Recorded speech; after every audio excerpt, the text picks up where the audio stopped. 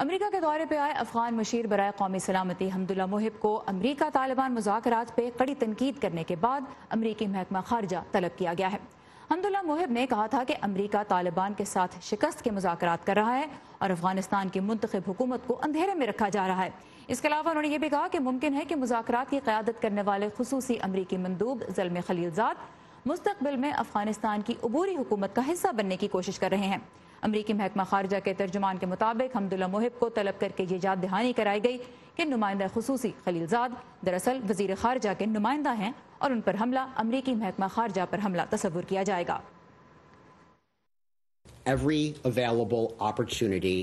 جب بھی موقع ملے، کئی مرتبہ تو ایک ہی دورے میں کئی بار خصوصی مندوب زلمے خلیلزاد معلومات اور تجاویز کے تبادلے کے لیے کابل گئے ہیں۔ خلیلزاد اور غنی فون پر بھی باقاعدگی سے بات کرتے ہیں۔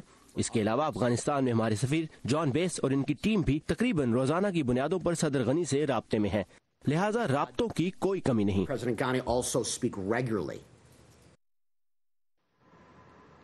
محکمہ خارجہ نے حمداللہ محب سے یہ بھی کہا کہ ایسے بیانات باہمی تعلقات اور امن عمل میں رکاوٹ کا باعث بن سکتے ہیں۔ حمداللہ محب مشیر برائے قومی سلامتی کا عہدہ سنبھالنے سے پہلے امریکہ میں افغانستان کے سفیر بھی رہ چکے ہیں۔